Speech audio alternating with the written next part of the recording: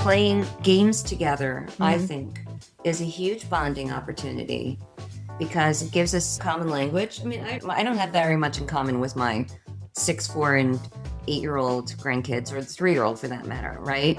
Hello, everyone, and welcome to Aging Rewired by Senior Planet from AARP. I'm your host, Sheila Solomon. Today, we're talking about a topic that's been requested by multiple listeners: intergenerational relationships. According to a 2019 AARP survey, nearly 4 in 10 adults have a close friend who's at least 15 years older or younger than they are. These relationships are often quite special and bring about learning and growing for both the younger and older person. That said, it can be difficult to find and foster these relationships. A 2021 study by the AEI Survey Center on American Life found that just 41% of people over 65 had made a new friend in the past year, and almost 1/3 had not made a new friend in at least 5 years. So we wanted to know how we can use technology to build bonds between different generations, both inside the family and outside of it. In today's episode, you'll hear 2 conversations that try to answer that question. Then later in the episode, I'm joined in the studio by 2 workers at an urban farming nonprofit. They'll talk about how intergenerational relationships can flourish at work and through volunteer opportunities. We've had young people and older people and so on, but the whole idea is that everyone does and contributes what they can, and everyone is a learner at our farm. But before that, we invited Sharon Wood onto the podcast.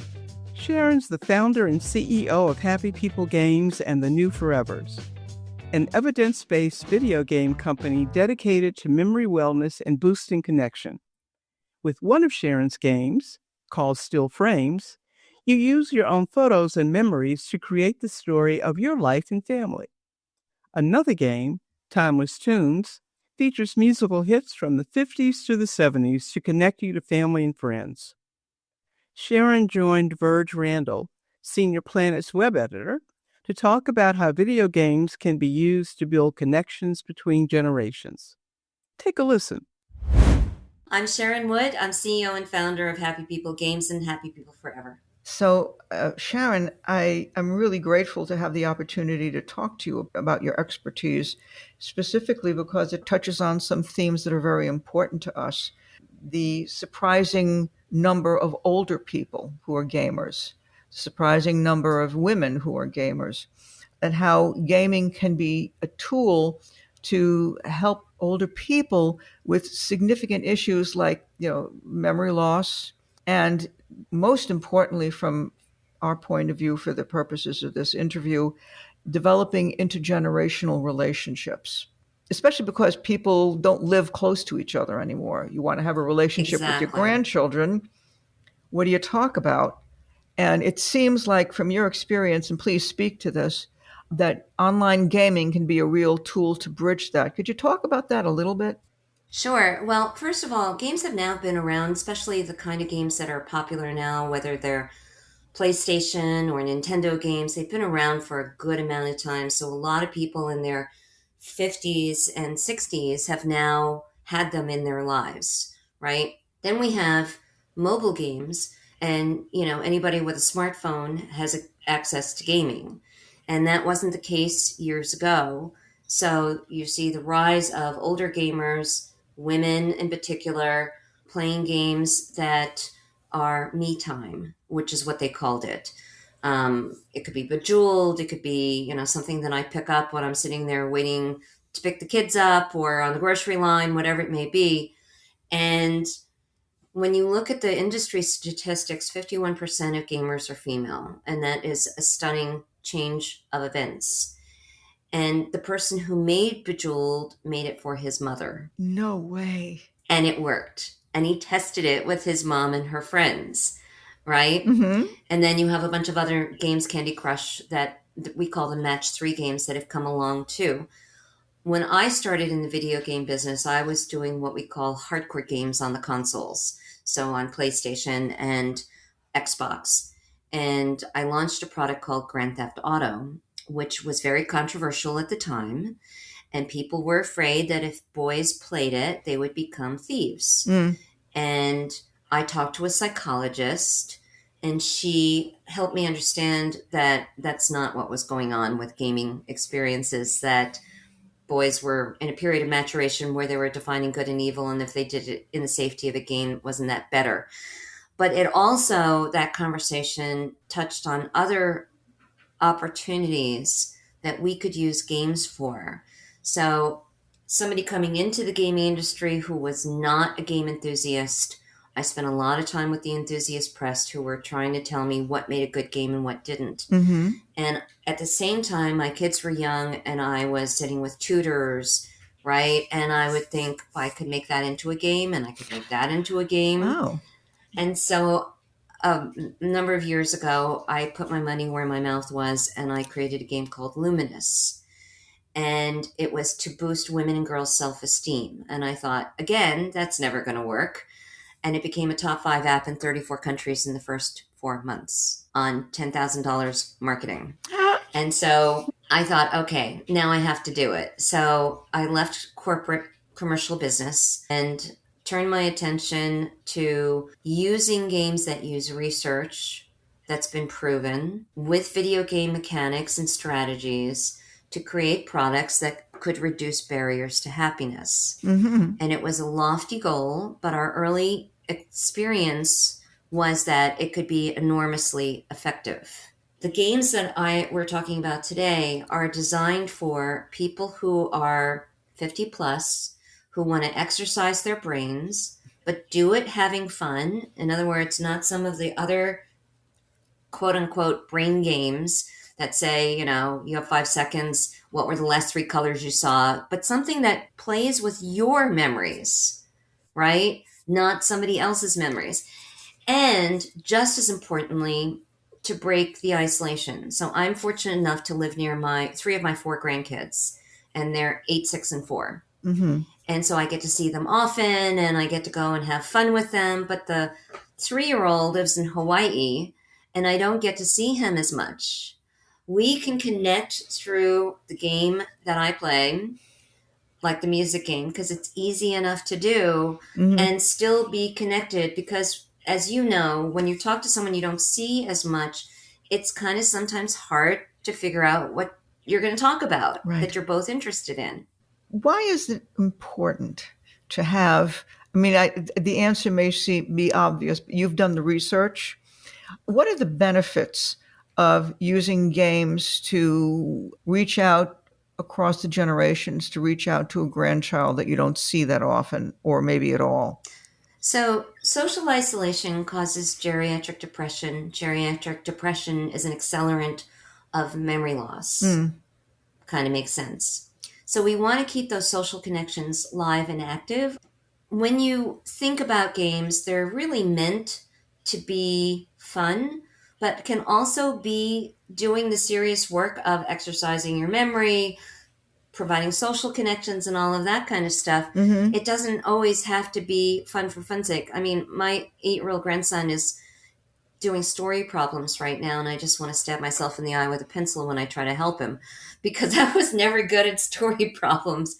But if we make it into a game, he's more excited, he's into it more, he's happy to do math, which is usually a grind. So these products are doing what you want, which is to keep your memory active and stay connected, but you're doing it through something that you can connect through, which is music as a common language, and then visual memories are a common language too. Right. So you're gamifying the solutions to social issues and problems. Yes, and health problems. And health problems. Talk a little bit, if you would, about the music game. Yeah, we have a music game, and it's kind of like Name That Tune, but it's not meant to stump you. It gives you visual clues if you're guessing the song title or the artist who made it popular. And my 8-year-old grandson was playing with it while he was waiting for me, and he got all the answers right. But that it was designed that way. It's not meant to stump you like trivia does. It's meant to stimulate your memory. And so he could have challenged me to do it faster and with fewer clues than he did. I would win, of course, right? Because, but that's okay.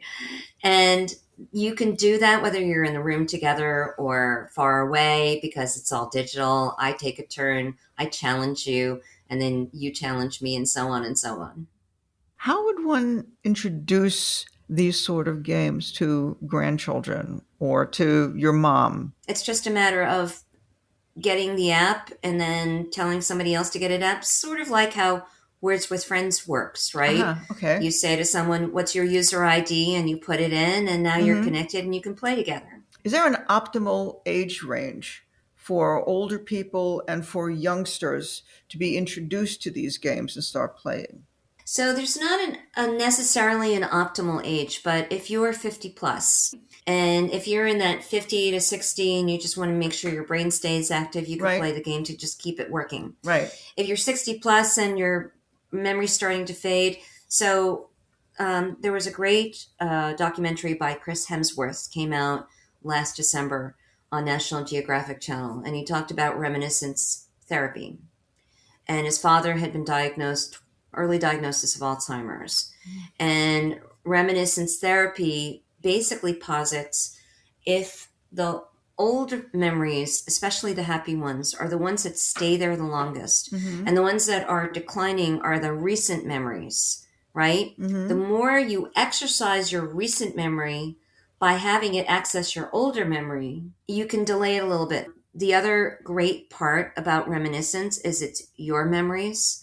I'm not asking you, who was president in 1920, right? Because really, who cares? So you could conceivably, make a collage of family photos. Correct. Could be favorite. I mean, there's so many crazy memories that I have from my youth. Funniest family vacation. Right. My mother going into the pool in her clothes to show me that it was okay to go in the pool. That could really spark conversations between the generations. And it can. And you can pass wisdom along, right?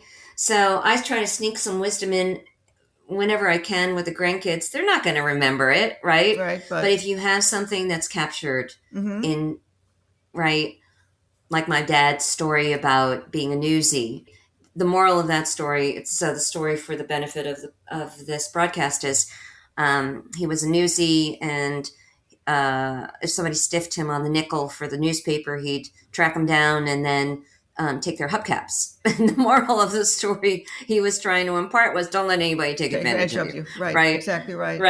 Right. But it was a fun, funny story, and it stuck with me all this time because of the humor of it.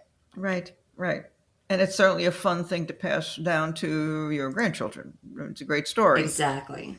Yeah. It's interesting that you would also, the music trivia one, I'm familiar with studies that music unlocks memories, and it's a very powerful force. I've heard that there are stroke victims who have speech impediments, but they can sing. And so they have speech therapists that teach them how to speak with some melody, and they can get a sentence out without a problem. That's absolutely right. When you're teaching kids words, simple songs are one of the reasons you do it because of the rhythm of it, right? Makes it easier to remember. The other thing is, look at Tony Bennett, right? Right. I mean, he had severe Alzheimer's, but he could remember the song lyrics to the music he sang. It's your happy memories that are part of you. It's almost like muscle memory. Can you just take a minute and tell us about, from your position, that the industry is doing or should do to make these games more accessible to older people who may not have grip strength or may have arthritis, so it's hard for them to manage a controller or something like that? So the games that we have on the tablets and iPhones are really just simple buttons, and we did that intentionally. The buttons are bigger, the fonts are bigger.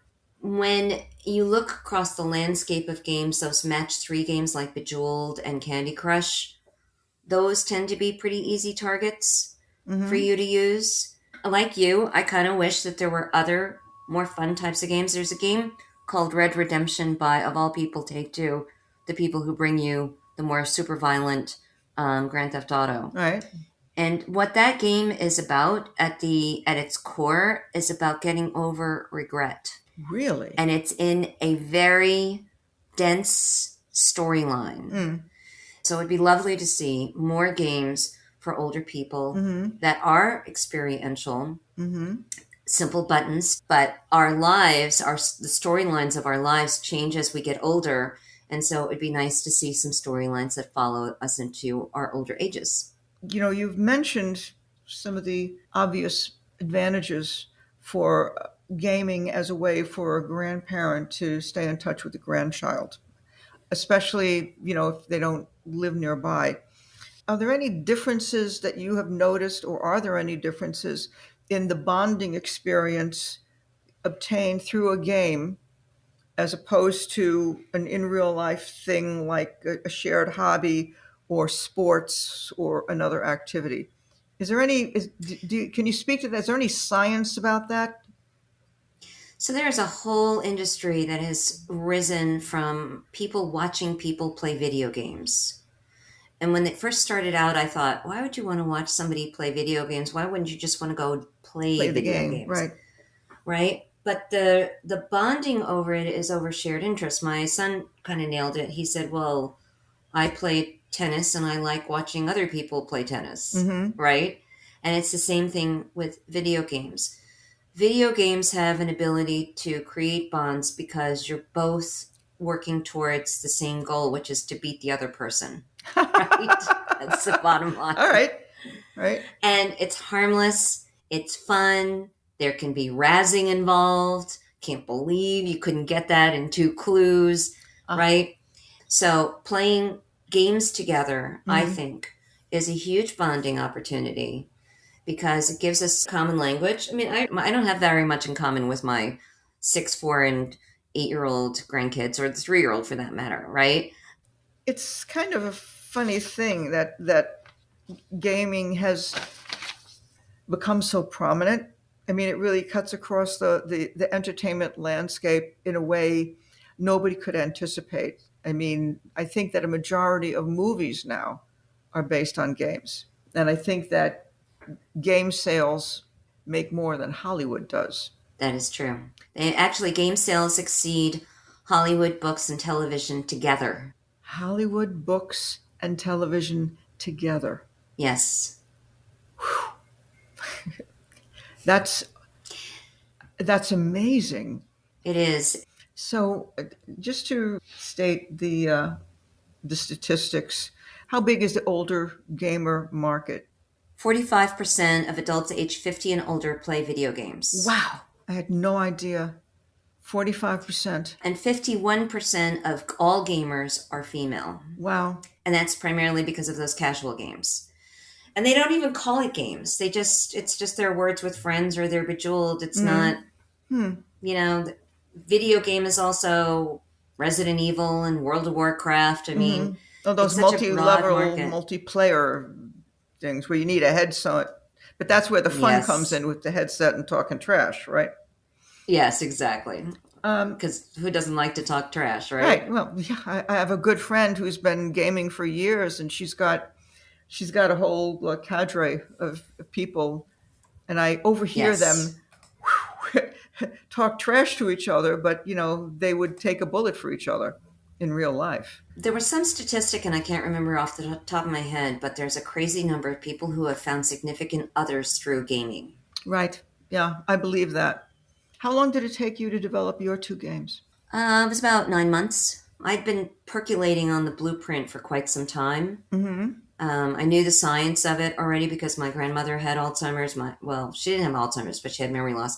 My dad had Alzheimer's, and my aunt had Alzheimer's. And so I knew about some of the things that were needed and going on there. Well, I have to say, I really enjoyed the opportunity to play a little bit of the music one, and I absolutely adore it. I think it's really so much fun, and it's a very clever way to accomplish a lot of different things at once, because it is a bonding thing and an intergenerational bonding thing, because I'm pretty sure that, you know, there are young people out there who are enjoying covers of songs that you and I enjoyed by the original players. Um, but it's also a wonderful memory enhancer, and the memories are all good because it's not, because I'm pretty sure you're smart enough not to use like heartbreak songs. Right. you know Although when you go try to pick some out of country music, they're pretty much all heartbreak songs. Sharon, how can people find Happy People games? They can go on the app stores for Google Play and in the Apple iTunes Store. I want to thank you for being such a wonderful person to talk with. I didn't feel like I was being interviewed. I felt like we were just friends chit-chatting. I really enjoyed this, Sharon, and I wish you all the best in your endeavors. You're so dedicated, and your interest is so heartfelt. It's really inspiring. Thank you so much. Thank you, Sharon and Virge. To learn more about Sharon's video games, visit happypeoplegames.com. Not all intergenerational relationships are based in family. In fact, a 2019 AARP survey found that 26% of intergenerational friendships started at work. Almost half of these close bonds lasted at least 10 years. 1 in 5 of those friendships lasted for more than 2 decades. That's why we're talking to Margaret Morgan-Hubbard and Kayla Agonoy from Eco City Farms in Prince George's County, Maryland. As founder and CEO of Eco City Farms, Margaret has purposefully built a diverse staff and learning environment that brings together people of all ages to bond over their shared love of food and the environment. We wanted to learn how other organizations might learn to foster such strong intergenerational bonds. Here are Margaret and Kayla. Hi, my name is Margaret Morgan-Hubbard, and I am the CEO of Eco City Farms. Hi, I'm Kayla Agonoy. I'm Deputy Director of Eco City Farms. Eco City Farms was founded in 2010. We are a nonprofit urban farm organization, so we work on a couple fronts of food access, collective community health, farmer training, and community engagement, as well as environmental protection. And who makes up this farm? Is there staff? Are there people being paid to work in the garden area? Tell me more. Yes, we started in 2010, and throughout that time, the last 15 years, we've had a very diverse staff of as few as 5 and as many as 10, I think, over that period of time. There's always been an incredible mix of staff, the majority of whom farm and have helped build these farms. We were the first urban farms in Prince George's County, actually in this all DC metro area. Kayla grew up in the area where our farm is, and she went to school there. And she is definitely very cognizant of where we were and why we were there, because there really was not healthy food available in Prince George's County. Our staff ranged from early 20s to the 70s, and we've had at least one person of each age group, at each decade for a long time. And we have all learned to contribute what we know. We call it a teaching and learning farm because what we were doing was very new. And what we wanted to do was engage every level of the community. Kayla was hired to work with youth largely at the beginning because she felt a real affinity for the youth who grew up in our neighborhoods. But actually, our neighborhoods were what they call food deserts or food apartheid, even though there are quite a number of grocery stores and were relative to Washington, D.C. at the time. There were very few and the produce was not good. And in the 2 neighborhoods where we started both our farms, there were no grocery stores. Are you pleased with Eco City Farms now and how it addresses the goal that you set? It's still a work in progress. We are in very difficult times, but what we do have is an incredible cadre of trainees and people in the community who really love what we're doing and want to be part of it.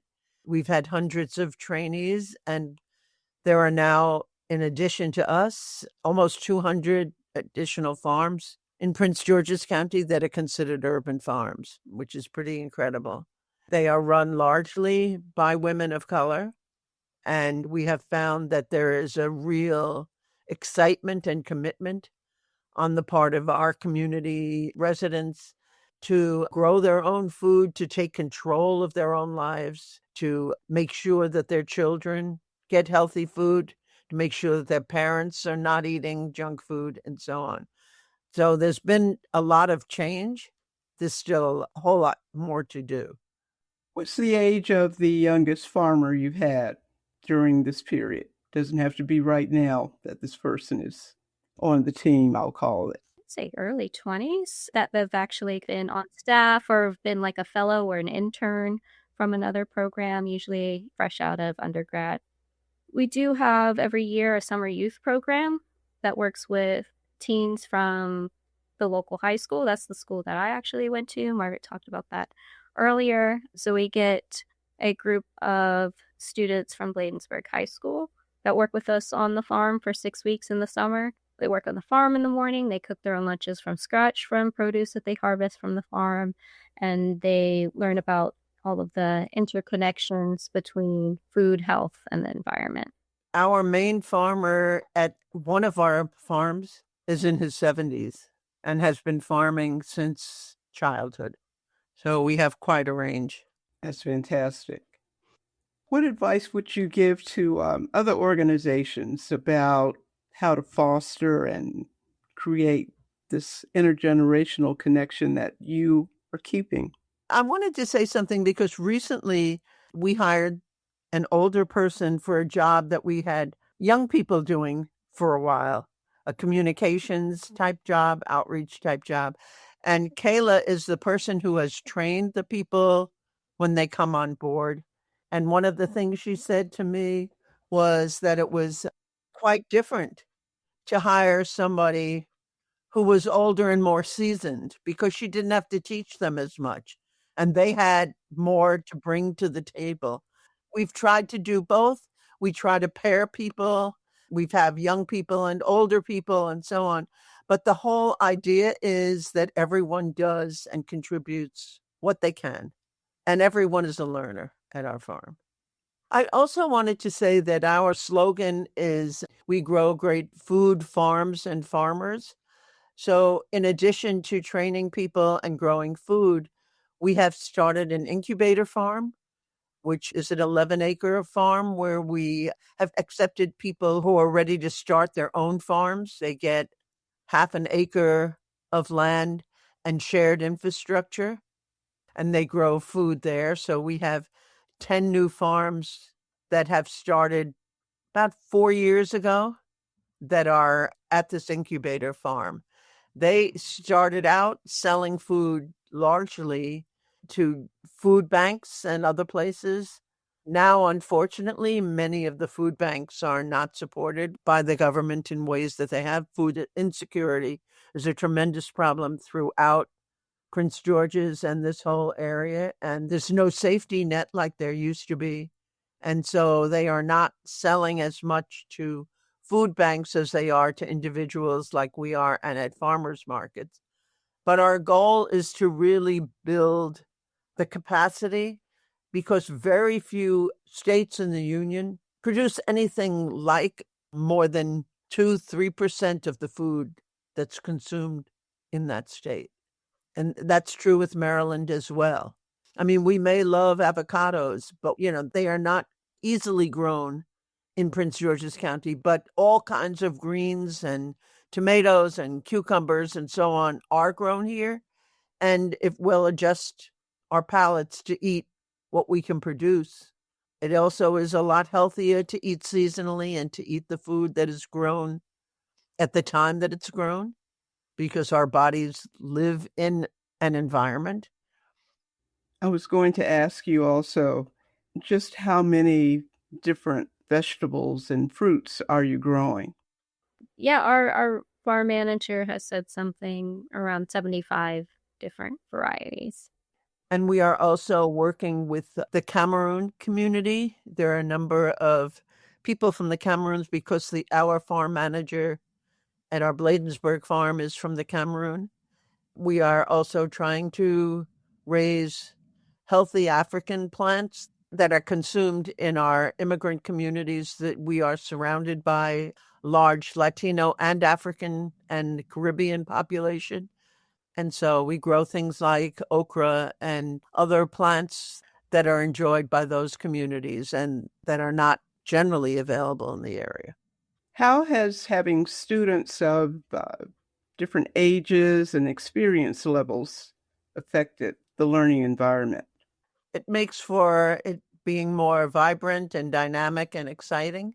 We're fighting stereotypes that, different age levels bring different disabilities or incapacities. And we have found that we have some of our most computer literate people are the older people, and some of the people most challenged are younger. We have every single kind of learner and participant. And what we try to do is learn how to talk to and respect one another. And that's a new thing in this country because we go to school with age groups and everything seems to be based on that we do best with our peers. But our peers are every human being of every age. And we learn so much from each other and learn to enjoy one another. But I think it's particularly valuable to have very young people and older people get together. I mean, I think that grandparents and grandkids have such a natural kind of bonding because before kids get too old to think that older people are too old for them, they learn how to really bond and love one another and appreciate each other's abilities and disabilities. Do either of you have any memories of just that kind of connection that perhaps has spanned many years? Because now 2010 is when you started, it's now 2026. That's a pretty decent amount of time for things to have changed and for people to have grown. So, any examples that you can think of? I would say Margaret and I. Yeah, Kayla and I are work really well together and have learned from each other from day one. It's been very, very exciting. For me, it's been an amazing experience to watch Kayla develop and grow and expand. But also, she has always been the calmest person in my life. My dad was a farmer. He made certain that in our home in the city that we would have a farm, fresh vegetables that he happily picked. My mother never went in the garden, but she did do the canning. So he was an urban farmer. Yes, he absolutely was an urban farmer, and neighbors and relatives and other people loved it because, of course, there was too much for our family. So he shared happily. So now here I am, many, many years later, living in a really big city, and I live in a condo. I don't have the option of planting outside except if I want to put little bins on my porches. I don't want to do that right now. So this is what I'm doing. Nice, now. yeah. This, Cool. the hydroponic garden kit. A lot of my friends and I are beginning to do that. And then I'll see how I manage that because I've never had a really, what I would call a green thumb. But I'm going to see if I can make this work. And then maybe I'll move it out to my deck at some point. But we'll see. That's very exciting. No, good luck. You know what? It is exciting. And it's also a lot of fun, which brings me to what may be the last question. And that is, what makes farming a good activity for people of any age? I think that there is something miraculous about the way in which nature works. And I know that every spring, when the trees start budding, even if you have allergies, which I do, just to see something come alive again, it's kind of a miracle. You just when you think things have just all faded away, they come back to life. We have found that at every age, people are filled with wonder at the beginning of a plant and as things come up out of the ground. No matter what age you are, to see a seed that you planted come to life is a very exciting and inspiring thing, and a metaphor for everything else in our lives. It's an important both reality check to be outside, to be in nature, as well as a miracle. And I think that the wonder of nature's capacity to heal itself and to survive and to grow never leaves us. Before nature, everyone is a child. What do you think, Kayla? I would echo a lot of what Margaret said. I think getting people of all ages just outside is really great for physical health, mental health.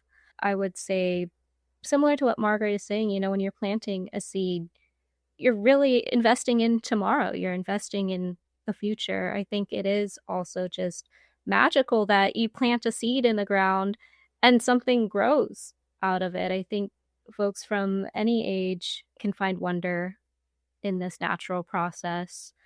I think also what brought me to farming as a career was around food. Every single person has a connection to food in some way. Of course, we all need food to survive, but maybe there was, your grandmother that grew a kitchen garden, or maybe you have family land down south or in your home country. It could really range kind of everyone's connection to food and farming, but those lines connect us all. And I think food is a great platform to be able to have many different conversations. So we particularly talk about community collective health. We talk about the environmental stewardship and conservation of things. We talk about waste management and diversion. We talk about culture and food taste and food ways, but it can really be a platform for many things. Food is what brought us to this conversation today, but we're talking about intergenerational learning. So it applies to everyone and everything. I can certainly see how you two have become such a great team. And I thank you for the conversation. And we thank you for your interest and support. Yeah, happy to be a part of today. Thanks, Margaret and Kayla. To learn more about EcoCity Farms, visit ECOFFSHOOTS.org. To learn how Senior Planet can help you build more social connections, visit seniorplanet.org/social or call our toll-free hotline at 888-713-3495. We'd also love to hear from you. How are you building lasting intergenerational relationships in your life? Let us know by emailing agingrewired@aarp.org or leave us a comment if you're listening on Spotify. And make sure to join us in 2 weeks for our next episode. That's all for today. Aging Rewired is a podcast by Senior Planet from AARP. If you got something out of this episode, please text or email it to someone who you think would also appreciate it. Until next time, I'm Sheila Solomon, and this is Aging Rewired.